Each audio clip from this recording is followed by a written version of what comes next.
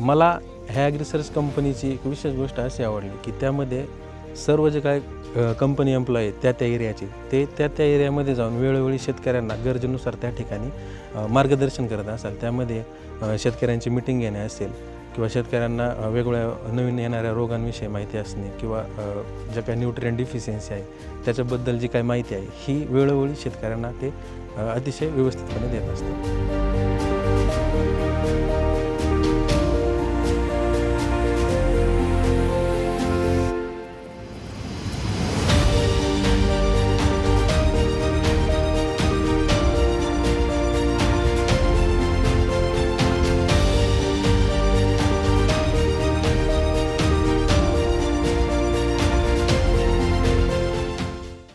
नमस्कार शेतकरी बंधूंनो, वर्ष 2025-26 हे संत्रा पिकासाठी अतिशय फायदेशीर ठरत आहे. यामध्ये ह्या वर्षी शेतकऱ्यांना संत्रा बागेचे अतिशय चांगल्या प्रकारे पैसे होत आहे. ह्या वर्षी संत्र्याच्या बागांना रेट पण अतिशय चांगल्या पद्धतीने मिळत आहे. तर मित्रांनो, प्रत्येक संत्रा उत्पादक शेतकऱ्याला असं वाटत असतं की बाबा माझ्या बागेचे पैसे व्हावेत, माझी बाग चांगल्या पद्धतीने यावं. पण ह्या बागेसाठी आपल्याला काय करायचं आहे की बागेची तोडणी झाल्याच्या नंतर हार्वेस्टिंगपासून तर ते बाग फुटेपर्यंत आपल्याला त्या ठिकाणी बागाला चांगल्या पद्धतीने नियोजन करायचं आहे. म्हणजे जे काही विश्रांतीचा जो काय काळ असतो त्या काळामध्ये आपल्याला बागेला त्या ठिकाणी योग्य पद्धतीने नियोजन करायचं आहे.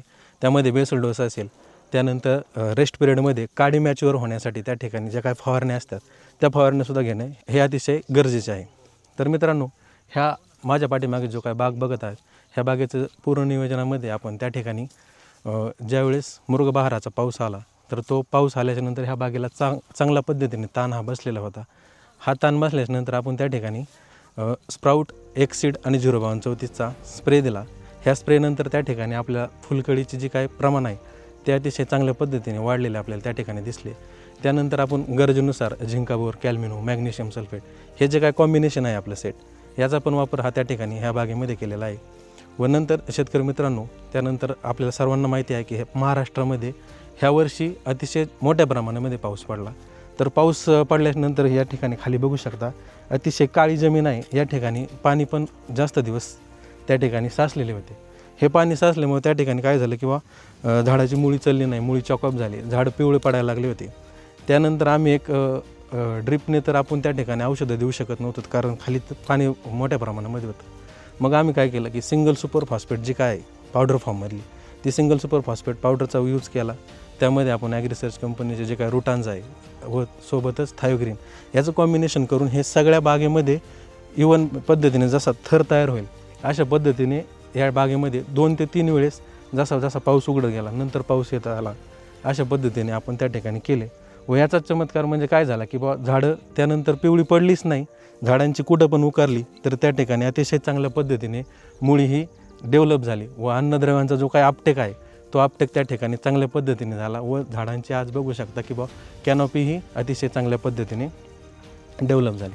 मग मित्रांनो, त्यानंतर पाऊस उघडला व पाऊस उघडल्यानंतर आपण त्या ठिकाणी इंटरकल्चरल ऑपरेशन त्यामध्ये आपण आडवी उभी काकरीपाळी करणे ही केल्याचा आपल्याला असा जो काय फायदा झाला त्यामध्ये सगळ्या मुळ्यांना त्या ठिकाणी हवा भेटली व ती हवा भेटल्यामुळे आपले झाड त्या ठिकाणी कोणत्याही पद्धतीने पिवळे पडले नाही. याचा आपल्याला अतिशय मोठ्या प्रमाणामध्ये फायदा झाला.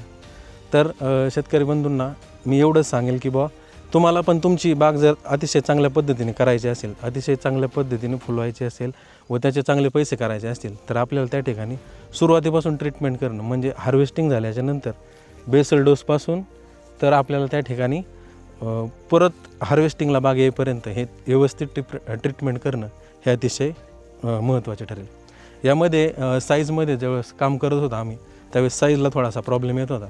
त्यानंतर आम्ही स्प्रेमधून ॲग्रिसर्च कंपनीचेच एक्सटेंट आणि सिमिग्रो याचा वापर केला. याचा वापर केल्यामुळे असा फायदा झाला की साईजमध्ये बदल झाला व त्यानंतर खालून आम्ही बॅक्टेरियामध्ये PSB, KMB व त्यानंतर त्यामध्ये ट्रायकोसोडाचाही ॲप्लिकेशन केलं व नंतर आपली जे काही झाडांना काडी पडण्याचे जे काही प्रमाण आहे ते पण कमी झालं, साईज ही चांगल्या पद्धतीने झाली. ह्या अशा पद्धतीचा बदल हा आम्हाला त्या ठिकाणी दिसून आलेला आहे. ॲग्रिसर्च कंपनीचे जे काही प्रॉडक्ट आहेत हे सगळे प्रॉडक्ट ऑथेंटिक आहेत, ओरिजिनल आहेत व सगळे प्रॉडक्ट हे रिझल्ट ओरिएंटेड आहेत. असा कोणताही प्रॉडक्ट नाही की ज्याचा तुम्हाला त्या ठिकाणी रिझल्ट भेटल्याशिवाय राहणार नाही. हे उत्पादनं वापरल्याच्या नंतर जे काय झाडांना ग्रीनरी असेल किंवा जे काय फळांची साईज असेल किंवा जे झाडामध्ये आपल्याला व्यापाऱ्याला पाहिजे असतील जे क्वालिटी पॅरामीटर्स आहे त्यामध्ये कलर, साईज, चमक, चकाकी हे सगळे काही तुम्हाला त्या ठिकाणी अतिशय व्यवस्थित आणि चांगल्या पद्धतीने दिसून आल्याशिवाय त्या ठिकाणी राहणार नाही.